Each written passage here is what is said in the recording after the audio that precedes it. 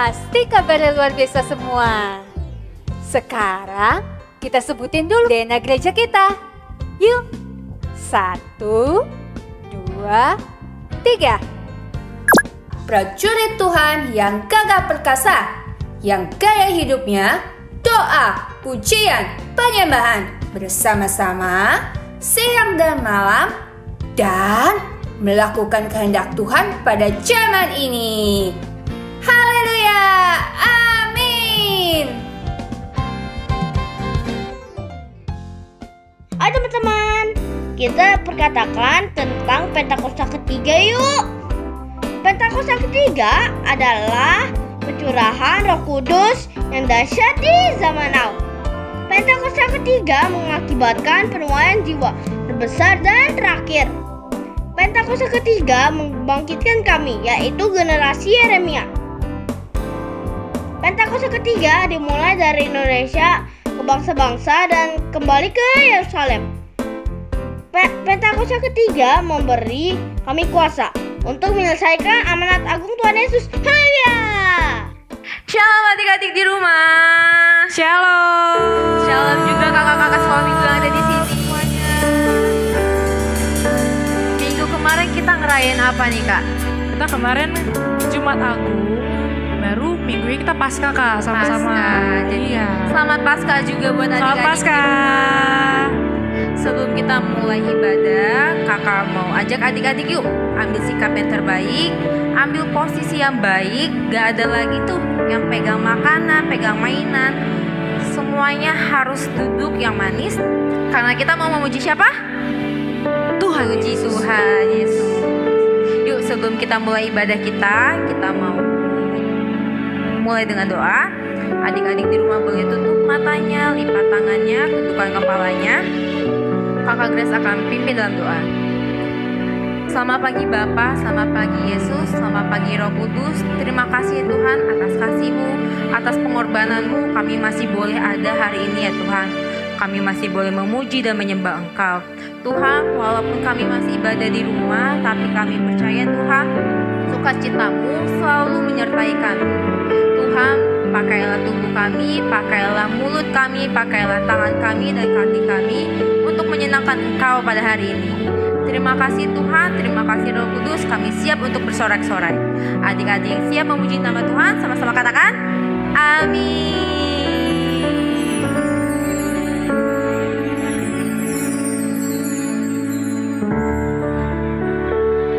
Oke, shalom lagi adik-adik di rumah. Shalom. Siap memuji nama Tuhan gak?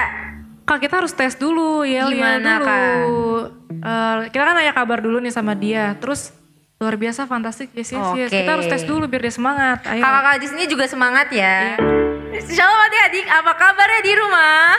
Luar biasa, fantastis, Yes, yes, yes. Kembali buat Tuhan Yesus. Kayaknya kurang nih Kak. Keras. Lili. Sekali lagi Kak, sekali lagi. Sekali Kak. lagi ya. Ayo. Adik-adik harus lebih meriah lagi, oke? Apa kabarnya adik-adik di rumah? Luar biasa, fantastis, yes, yes, yes. Yuk semuanya kita bangkit berdiri. Kita mau memuji Tuhan. Yesus disalibkan karena cinta saya. Ayo Kak.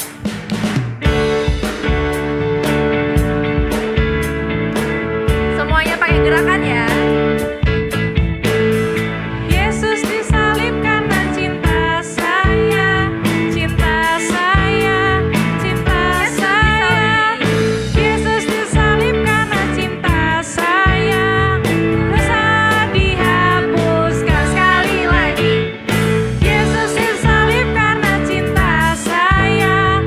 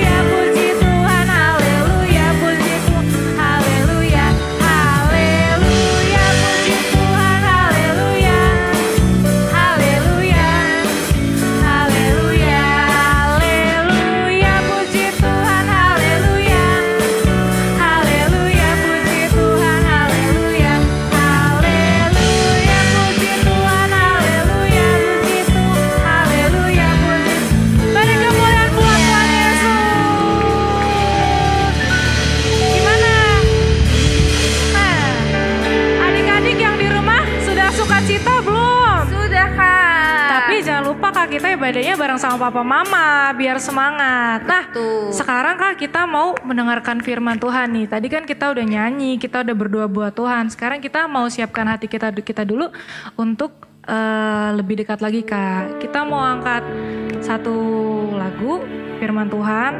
Adik-adik di rumahnya kita siapkan hati kita untuk mendengarkan firman Tuhan. Sebelumnya kita mau nyanyi satu lagu dulu.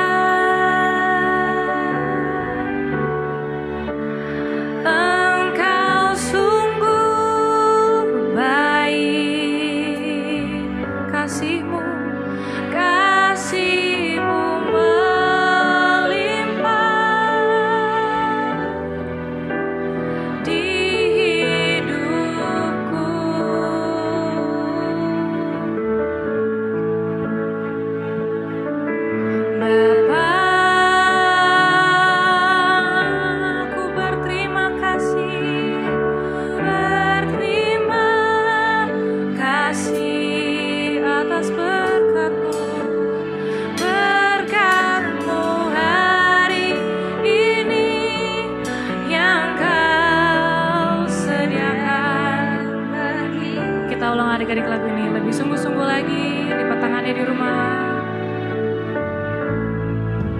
Bapa,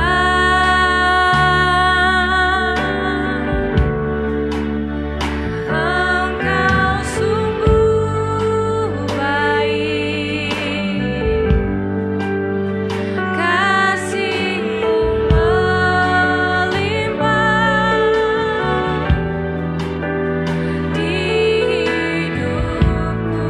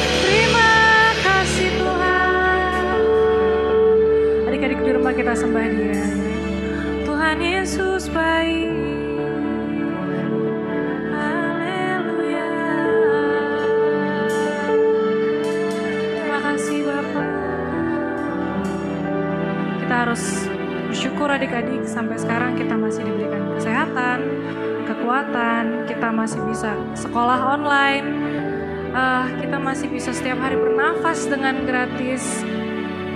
Kita harus bersyukur ya adik-adik semua itu. Terima kasih ya Tuhan. Kita bersatu di dalam doa ya. Tuhan Yesus yang baik, terima kasih Tuhan Yesus untuk semua kemurahan Tuhan di dalam hidup kami dalam 1 tahun ini ya Tuhan Yesus. Beri kami terus kesehatan Tuhan, berikan kami terus kekuatan Tuhan Yesus, sampai kita bisa bertemu kembali di sekolah minggu offline. Sekarang kita mau mendengarkan firman Tuhan adik-adik. Persiapkan hati kami, persiapkan telinga kami, agar kami mendengarkan firman-Mu dengan baik. Terima kasih Tuhan Yesus. Adik-adik yang siap mendengarkan firman Tuhan sama-sama di rumah, kita sama-sama katakan, amin.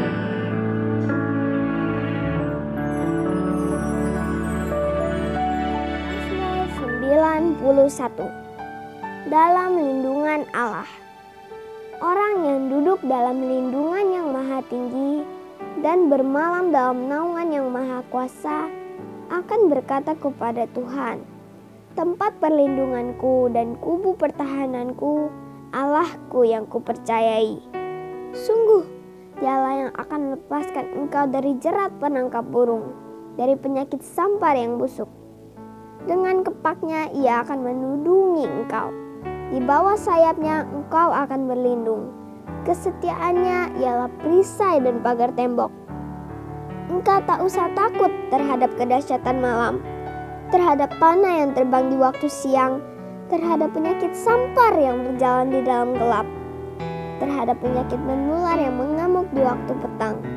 Walau 1000 orang rebah di sisimu dan 10.000 di sebelah kananmu, tetapi itu tidak akan menimpamu. Engkau hanya menontonnya dengan matamu sendiri dan melihat pembalasan terhadap orang-orang fasik.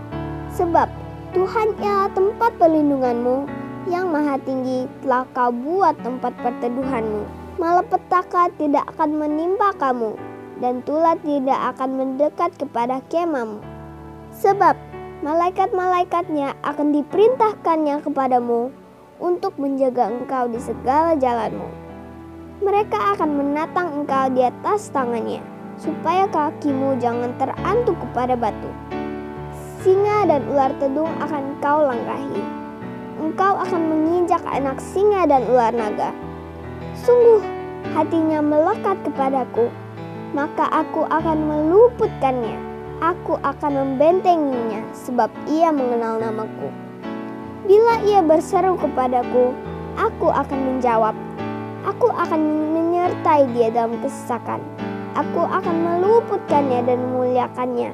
Dengan panjang umur akan kukenyangkan dia, dan akan kuperlihatkan kepadanya keselamatan daripadaku. Shalom adik-adik, apa kabarnya? Luar biasa? Fantastis? Yes, yes, yes! Nah, puji Tuhan adik-adik, minggu ini kakak masih ketemu adik-adik lagi. Walaupun secara online, harus tetap sungguh-sungguh. Nah, tadi kan adik-adik udah memuji Tuhan, udah menyembah Tuhan, tadi juga udah berdoa. Ini saatnya adik-adik untuk mendengarkan firman Tuhan. Nah, kira-kira ada yang tahu gak nih kakak mau bahas firman Tuhan tentang apa hari ini? Bagi adik-adik yang udah bisa baca Alkitab, boleh buka Alkitabnya di Yohanes 3.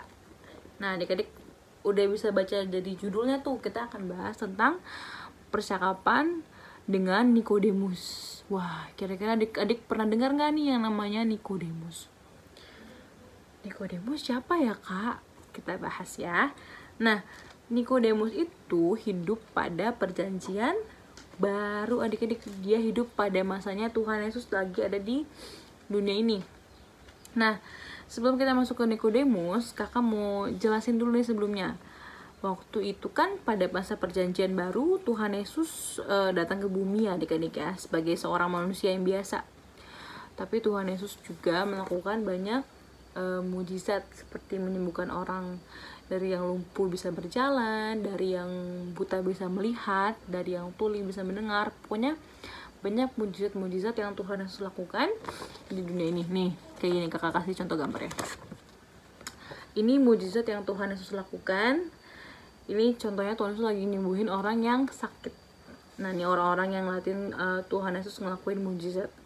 Karena saking banyak yang mujizat yang Tuhan Yesus lakukan, banyak orang yang jadinya akhirnya ngikutin Tuhan Yesus.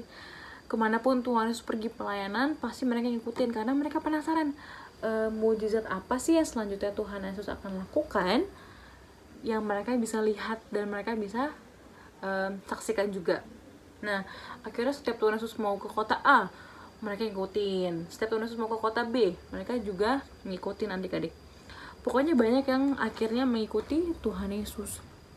Nah, tapi bukan berarti karena Tuhan Yesus banyak ngelakuin mujizat, jadi semua orang setia dan mencintai Tuhan Yesus.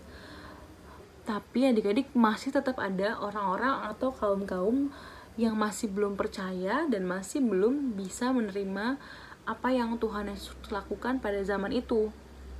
Jadi waktu itu Tuhan Yesus lagi ngelakuin mujizat di satu kota, dan ada beberapa orang Farisi yang ngikutin Tuhan Yesus, adik-adik.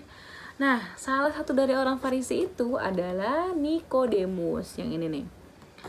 Nikodemus itu yang tadi kakak bilang, dia itu orangnya tuh pinter banget. Orangnya tuh bener-bener tahu menahu tentang seluruh hukum Taurat.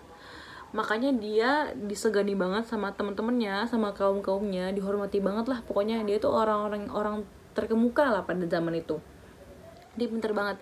Nah, tapi setiap kali Tuhan Yesus melakukan mujizat, dia dan kaum-kaum orang Farisi itu tuh masih belum bisa percaya tentang apa yang Tuhan Yesus lakukan, adik-adik. Jadi mau Tuhan Yesus ngelakuin mujizat A, mujizat B, tetap aja mereka belum bisa percaya. Nah, sampai pada satu waktu si Nikodemus ini punya banyak banget pertanyaan di kepalanya dia, dan dia tuh belum bisa menemukan jawabannya. Akhirnya suatu hari dia tuh punya rencana, dia mau ketemu sama Tuhan Yesus, mau ngobrol, mau sharing-sharing istilahnya tentang apa pertanyaan-pertanyaan di kepala dia yang belum ada jawaban. Nah, akhirnya Nikodemus itu pada suatu malam nih, setelah Tuhan Yesus ngelakuin mujizat, dia datengin Tuhan Yesus nih. Tapi karena dia orang Farisi, jadi dia tuh datang ke Tuhan Yesus tuh bener-bener hati-hati, jangan sampai ada orang-orang atau kaumnya dia yang mengetahuinya. Nah, adik-adik, ceritanya Tuhan Yesus tuh waktu itu lagi selesai pelayanan di satu kota, lagi duduk di dekat bukit. Akhirnya Nikodemus tuh nyamperin Tuhan Yesus, datang ke Tuhan Yesus. Mereka tuh berbincang-bincang nih adik-adik ceritanya. Nah, karena si Tuhan Yesus menerima Nikodemus dengan sukacita, jadi mereka akhirnya cerita-cerita, mereka sharing-sharing lah istilahnya kalau zaman sekarang ya. Akhirnya Tuhan Yesus banyak menjelaskan ke Nikodemus tentang tujuan Tuhan Yesus datang ke dunia, tentang apa yang Tuhan Yesus lakukan, tentang mujizat-mujizat lah pokoknya. Terus Tuhan bilang gini ke Nikodemus, Tuhan bilang bahwa seseorang tidak bisa mewarisi kerajaan Allah kalau dia tidak dilahirkan kembali. Terus si Nikodemus tuh bingung, dilahirkan kembali tuh seperti apa Tuhan? Maksudnya aku harus jadi bayi lagi? Kata Nikodemus, apakah bisa seorang pria dewasa dilahirkan kembali dan menjadi seorang bayi? Ini kayak gini, pikirannya Nikodemus, yang dimaksud Tuhan itu adalah dia harus jadi bayi lagi supaya dia bisa masuk kerajaan Allah. Karena Nikodemus kan mikirnya pakai pikirannya dia nih, pakai logika. Jadi dia nggak masuk di logikanya dia. Gimana bisa seseorang yang udah sebesar dia, udah setua dia, dilahirkan kembali jadi bayi supaya bisa masuk kerajaan Allah. Nah, karena Tuhan Yesus tahu kalau Nikodemus itu masih belum ngerti apa yang Tuhan maksud, makanya Tuhan tuh menjelaskannya dengan sabar, dengan bener-bener pelan-pelan banget, adik-adik. Tuhan Yesus gak marah-marah jelasinnya, Tuhan Yesus goyang emosi ngejelasinnya karena Nikodemus gak ngerti-ngerti nih. Karena Tuhan Yesus tahu Nikodemus masih belum ngerti 100%, akhirnya Tuhan menjelaskan pelan-pelan. Nah, Tuhan bilang ada tujuan Tuhan Yesus datang ke dunia itu adalah untuk menyelamatkan umat manusia, kayak di Yohanes 3 ayat 16. Coba kita baca sebentar ya. Mungkin adik-adik ada yang belum hafal atau ada yang belum mengerti maksudnya Tuhan Yesus nih. Kita baca sama-sama ya. Adik-adik yang udah ketemu Yohanes 3 ayat 16 boleh katakan amin atau yes. Kalau adik-adik belum bisa baca, mungkin boleh tolong mama papanya bacain atau bukain di Alkitabnya di Yohanes 3 ayat 16 ya. Ini kakak bacain untuk kita semua ya. Yohanes 3 ayat 16. Karena begitu besar kasih Allah akan dunia ini, sehingga ia telah mengaruniakan anaknya yang tunggal, supaya setiap orang yang percaya kepadanya tidak binasa, melainkan beroleh hidup yang kekal. Dahsyat ya adik-adik. Jadi tujuan Tuhan Yesus tuh datang ke dunia adalah untuk menyelamatkan umat manusia, supaya kita nggak beroleh kebinasaan. Kebinasaan tuh apa sih? Kebinasaan itu adalah hukuman. Jadi kalau misalkan Tuhan Yesus nggak datang ke dunia, mungkin kita yang dihukum adik-adik.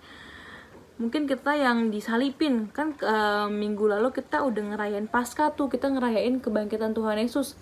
Waktu hari Jumatnya 3 hari sebelumnya kita ngerayain kematian Tuhan Yesus di kayu salib. Nah, tujuan Tuhan Yesus adalah itu, untuk menyelamatkan umat manusia. Jadi untuk menyelamatkan adik-adik, menyelamatkan kakak-kakak, menyelamatkan seluruh umat manusia, supaya kita tidak binasa, melainkan beroleh hidup yang kekal. Nah, Tuhan juga bilang, tadi kan Tuhan bilang dilahirkan kembali. Dilahirkan kembali itu apa sih? Nah, dilahirkan kembali adalah kita bukan masuk lagi dalam perutnya mama. Adik-adik bukan masuk lagi dalam perutnya mama ya kalau dilahirkan kembali. Nah, dilahirkan kembali adalah adik-adik dibaptis atau dilahirkan kembali secara air dan secara roh. Tapi adik-adik nanti mungkin saat adik-adik udah mulai 12 tahun ke atas, baru adik-adik boleh ngelakuin baptis air. Nah, untuk saat ini tugas kita tuh apa sih Kak kalau kita belum bisa dibaptis? Jadi kita harus kayak gimana Kak? Nah, Tuhan mengajarkan juga gini ke Nikodemus. Jadi kita harus hidup menurut seturut dengan Roh Kudus. Adik-adik percaya nggak? Setiap manusia, adik-adik, kakak, mama, papa, bahkan teman-teman kita, Tuhan Yesus kasih Roh Kudus masing-masing. Hah? Roh Kudus tuh apa sih Kak? Nah, adik-adik, Roh Kudus itu adalah roh yang diutus sama Tuhan Yesus untuk menjadi penolong, menjadi penghibur kita, menjadi penopang kita. Kalau misalkan adik-adik ngerasa lagi sedih, lagi gak bersemangat ngapa-ngapain, nah Roh Kudus tuh tujuannya untuk menguatkan kita, menghibur kita. Jadi kalau misalkan adik-adik lagi sedih, Roh Kudus tuh yang hibur. Nah, Tuhan mau kita, adik-adik dan kakak, semuanya, bahkan mama papa, teman-teman adik-adik juga, kita hidup menurut dengan pimpinan Roh Kudus. Jadi apa-apa kita harus ikutin yang Tuhan Yesus mau.